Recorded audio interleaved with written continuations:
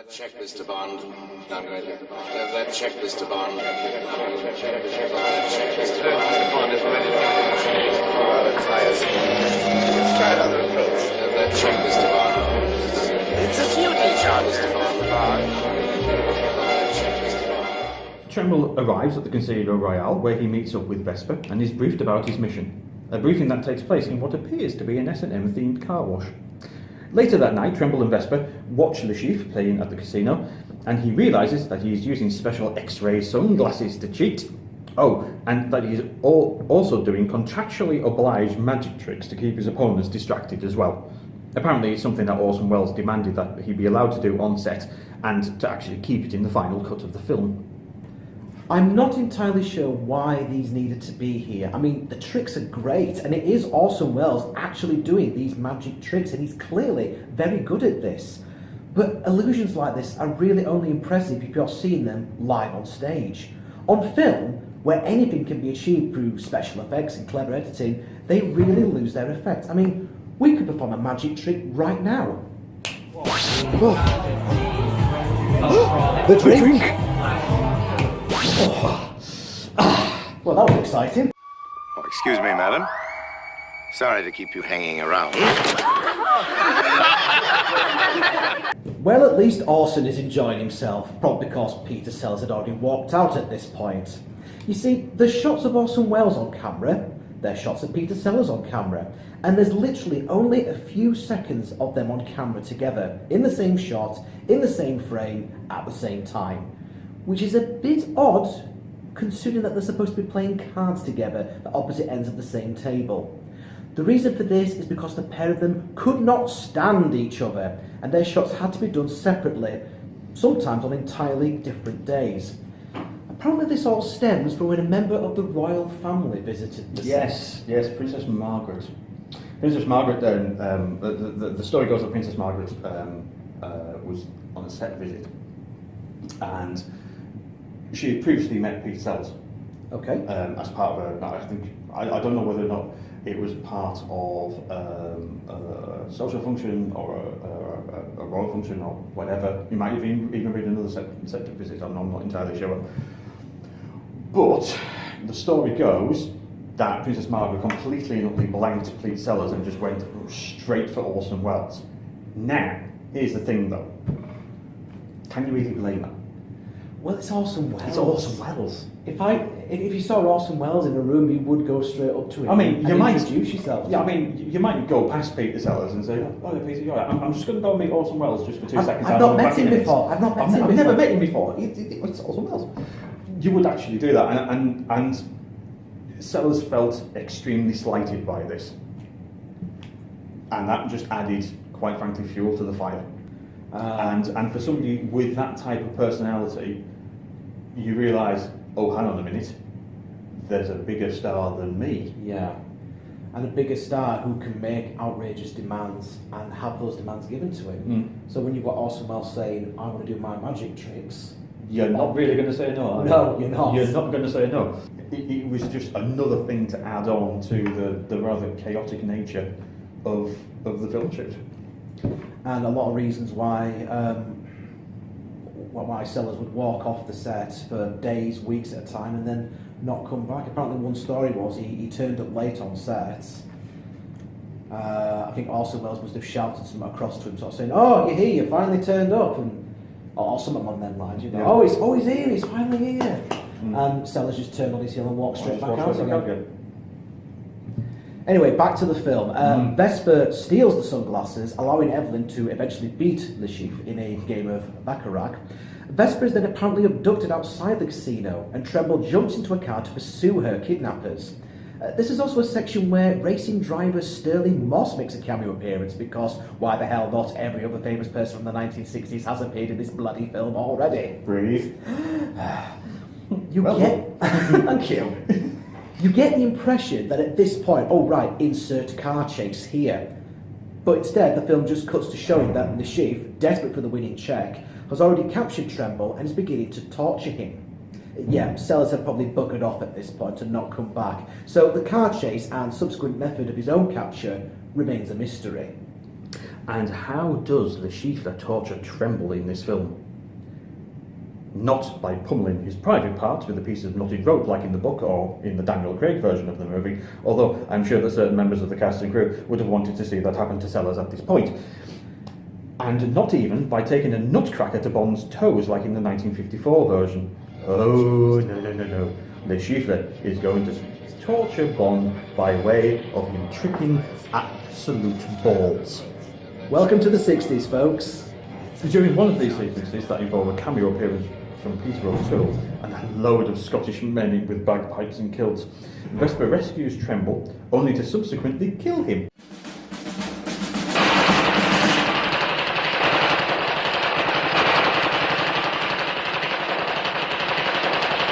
Mr. Tremble!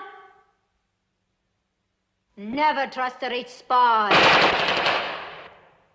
Meanwhile, Smersh agents raid Le Chiffre's base and kill him as well by shooting him through his computer screen in a moment that looks like something from a Looney Tunes cartoon. What? So, with the apparent main hero and the main villain killed off, we've still got 20 minutes of the movie left.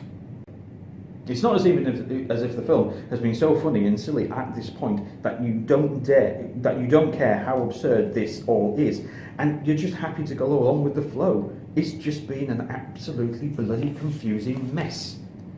And just to add to that madness, Matter Bond is then kidnapped in London by Smersh agents in a giant flying saucer, because of course she is, and Sir James and Moneypenny have to travel to Casino Royale to rescue her. They discover that the casino is located atop a giant underground headquarters run by the evil Dr. Noah, who it turns out is actually Jimmy Bond. He has decided to defect to Smersh despite his famous uncle and to get a bit of action for himself. Jimmy reveals that he plans to use biological warfare to make all women beautiful and kill all men over 4 foot 6 inches high, leaving him as the big man who gets all the girls. It's at this point that you realise that Woody Allen has been the highlight of the film so far, and you wish that he'd been in the film for much, much longer. Not just because he's so entertaining, but also because his scheme, this scheme that he's come up with, has literally just come from nowhere and has had no bearing on the rest of the movie whatsoever up until this point.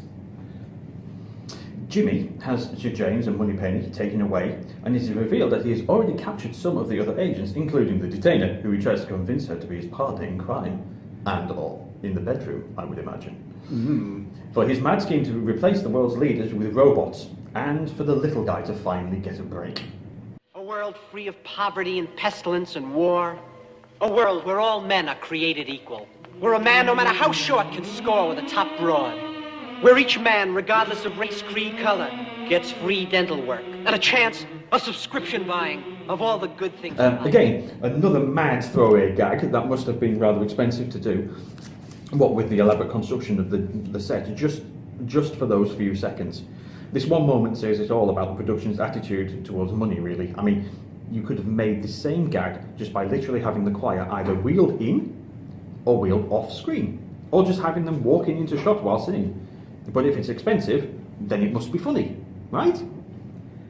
Also, we never actually find out how Jimmy Bond kidnaps the detainer. No, it just happens. Yeah, there's like bits and pieces sort of missing. Like watching this on TV for the first time, it's like, oh, have they cut this bit out to have they cut it down for television? We're just supposed to accept that. Oh yeah, the detainer's been kidnapped. Oh, how did that happen? Oh, we don't know. Oh, Evelyn's been kidnapped. How did that happen? Don't know. It's just one of those things, you know. It's just. Again, we're getting back to sort of to Austin Powers territory when Austin starts asking questions of Basil Exposition, played by Michael York, and Basil Exposition just says, "Don't worry about it, Austin, and don't you worry about it too." Turning to the audience, so very, very much like that. It's just like, right, it's happened. Move on. Yeah. And was it not? It happened off camera. Don't worry about that. Don't worry now. about it. It's fine. The detainer agrees to join up with Jimmy, but only to dupe him into swallowing one of his atomic time pills, turning him into a walking bomb, which essentially means that he spends the rest of his screen time walking around hiccuping animated atomic clouds. Sir James and the rest of the agents manage to escape from their cell and fight their way back to the casino director's office, where Sir James establishes that Vesper is a double agent. The casino is then overrun by secret agents along with cowboys, Indians, and even sea lions as a huge battle ensues. French and American support arrive, but only adds to the chaos. Eventually, Jimmy counts down his atomic explosion. When it reaches the final hiccup, Jimmy's atomic pill explodes, destroying Casino Royale and everyone else inside. Sir James and all his agents then appear in heaven alongside Jimmy Bond, but then he gets booted out of heaven and is shown descending to hell as the film ends. 6 of them went to a heavenly spot. The 7th one is going to a place where it's terribly hot. What have we watched here? The thing is, when you look at the acting talent that was on display in the film, it's a wonder the film ended up being the incoherent mess that it did. However, here's a small recap. 3 writers, 6 directors, 2 stars that couldn't stand each other, one of which was paranoid about being upstaged, so much so that he hired his own writer to rewrite his dialogue only. So that's another writer. Then Woody Allen rewriting his stuff, so that's another writer. Funnily enough, when other James Bond parodies came around in later years, they actually took more inspiration from this movie rather than the more serious James Bond ones. I mean, we've spoken about Austin Powers already in this review, but just take a look. I mean, not only does Austin Powers resemble Edwin Tremble with his short haircut and his glasses and what have you, but the spinning circular bed that crops up during this film also appeared in Austin Powers. The X-ray glasses that Le Chiffre uses to cheat later becomes the X-ray eye patch that number 2 uses to cheat in the same manner. And of course, Austin Powers guest stars Burt Bacharach, popping in to sing The Look of Love, like he did in Casino Royale. Oh, I should point out that because of this song, the movie actually received an Academy Award nomination for Best Original Song. Didn't win though. No, it lost out to Talk to the Animals from Dr. Dolittle. Really? Yeah. Of all the scenes in the film that were a complete mess, it was actually the scene with this song that Fieldman wanted to cut out of the movie, as he didn't feel that it went along with the comedy tone he was wanting. Luckily, he was convinced to change his mind. The thing is, the story of what happened behind the scenes for me, and for the big Daddy D here as well, is it's far more interesting than what actually happened on screen. Yes, Sellers walking off the set wasn't ideal and pretty much doomed the film to failure. And I get that they didn't want to start the film again from scratch and use whatever footage they had of him in order to get their money's worth. But come on, was there any real need to go this far? Multiple Bonds, multiple directors, multiple writers, a ridiculous amount of money spent not only on designing and building the sets and locations, but also hiring anyone who was anyone in the 1960s to appear in the movie. Again, the budget was originally $6 million, a hell of a lot of money back then. But then as the troubled production went on, the budget went nearly double that. And if that wasn't enough, Fieldman actually suffered a heart attack during the production of the movie, something that he blamed Sellers for. And in the end, Casino Royale was the last film that Fieldman would ever produce, as he died the year later, in 1968. Yet, for everything that we've been saying about the film was very, very successful. This made almost $42 million worldwide, which roughly would be the equivalent of around about $306 million in 2018 money. And in the eyes of the studio, this made the film a resounding success. But actually, this was more of a testament to the strength of Bond than anything else at the time. So, from a commercial point of view, it did the business. And it's still doing the business. Sellers, being a forward-thinking businessman that he was, managed to negotiate a 3% share of the gross profits. And over the years, this netted him and his estate an estimated $120 million. Which is absolutely insane. I mean, when Fieldman approached Sean Connery about doing Casino Royale, and Connery said, "I will only do it if you pay me $1 million." In the end, Fieldman ended up paying that $1 million to Peter Sellers and a limo, give him a limo, and 3% share in the profits. And if it had just paid that $1 million to Sean Connery, you would have had the genuine Bond. Well, a genuine Bond. Well, a genuine Bond. I mean, he Bond. was at the time. He was he was the only Bond on screen. For $1 million, he could have got himself Sean Connery. He could have got himself the genuine James Bond at the time. And I'm guessing that a lot of people paid money to see Casino Royale, expecting it to be just like the previous 4 Bond films that had Sean Connery and that had come before it. So, fuck knows what they must have thought upon leaving the cinema after seeing this. Then again, it was the 1960s. People probably loved it. Upon reviewing Casino Royale in May of 1967, world-renowned film critic Roger Ebert described it as a definitive example of what can happen when everybody working on a film goes simultaneously berserk.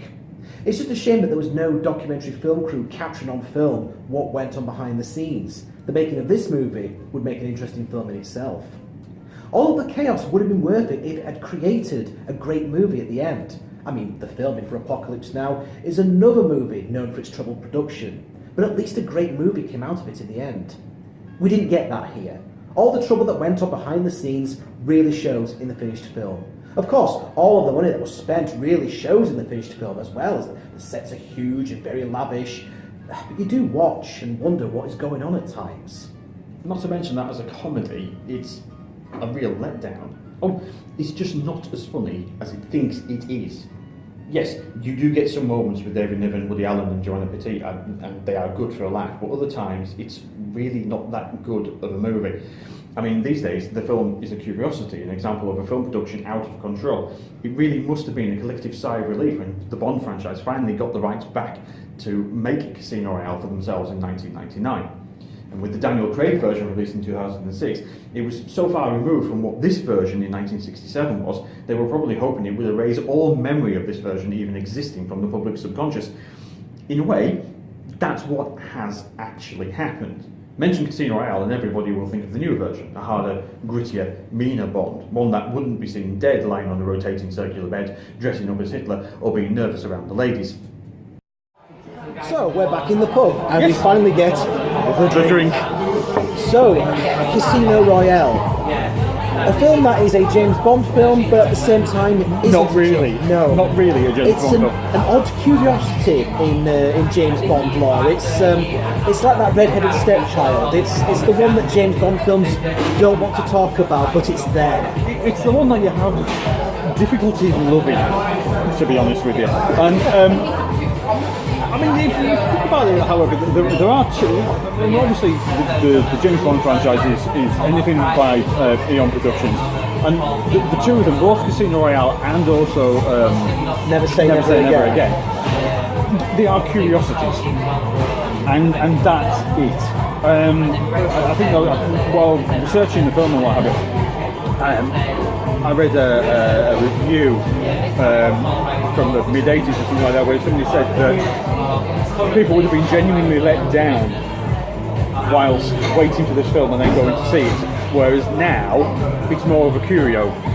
And it is a very, very, very, very strange film. And I think it's very down to the episodic nature of it, that basically it's not really one film. It's one film that's been smashed together out of about 5 different films. And not all of them work, and not all of them have the same tone. I mean, you only have to look at the Berlin section to see that. I do like that bit, actually. However, that is one of the really genuinely interesting bits of that, and the way that bit's filmed, especially within the sort of the au pair agency and what have you, the way that's filmed, so with very, very interesting camera angles. That's genuinely very, very good. It's beautifully shot. I don't have a problem with the cinematography at all. It's a beautifully shot film. In terms of the acting, it's fantastic. In terms of the cinematography, it's just that, like you said, it's insane. It's insane. We have 5 different films, it seems, all smashed together, and it doesn't work. Whilst we could sit here and talk about Zardos and say, yes, it's an insane film, but it is a really good film. I can't honestly say that Casino Royale is a good film, and it's a wonder that they managed to put together something as coherent as what they did. It could have been better, but then again, it could have been a lot worse. Yes, a lot worse. Absolutely. Can we give it 2 thumbs up? I don't know. But saying that though, I don't think we can give it 2 thumbs down. It's kind of like more in the middle, which, as anybody knows, actually means death. It's the sort of, it's purgatory. It's somewhere. It's somewhere. It is genuinely somewhere in the middle. I can't give the film a thumbs down because I'd feel like I was kicking a puppy. You would be punching down, basically. Yes, I would. You couldn't do it. I think when we did our Zardos review, Yes. I inserted the little spicy bit of Mark Commode, where he talked about his hatred for The Exorcist 2. Yes. And he said And people he does hate it. He does. He spoke about, people say that Planet from Outer Space is like the worst film ever, but literally Edward was creating something from nothing. He had no money, whilst with The Exorcist 2 had an enormous budget and it just spiraled out of control. Yes. With that, Casino Royale is very similar to that. It had an enormous budget, as we've already mentioned, and it spiraled out of control. But despite that, they were just trying to make the best of a bad situation. And the result is such an insane creation. It's impossible to not be entertained by Casino Royale. So because of that, I am willing to give Casino Royale 1967 a thumbs up, just for its sheer absurdity alone. Now, whether or not my colleague feels the same way remains to be seen. I've put you on the spot now. I have thrown you under the bus there. So. He really has. Bloody hell, this got made. To be honest with you, this got made, and it is entertaining. It does have some great acting talent in it. Regardless of what you sort of may say about the behind the scenes stuff and what have you, it passes the 6 laughs test. Very, very much so. You will laugh at this around us. There are very, very funny bits in this. There are really, really wonderful shot bits that are shot brilliantly. I can't give this a thumbs down. I can't give this a thumbs up, to be honest with you. I'm probably going to go that way. So it's kind of like pointing, I would think, currently at this moment, I would think northwest. So it's not a northwest thumb. Oh my God, we've created an entirely new rating system here on the Big Daddy Daddy D reviews. Considering that I'm from Cumbria and from the northwest, I think that's pretty damn good. You've broken my rating system. Cumbria represents. Well, on that bombshell, indeed, I am the Big Daddy D. I'm Mike Murphy. Cheers, mate. And we're signing off for another episode of We Need to Talk About ... Back soon, probably.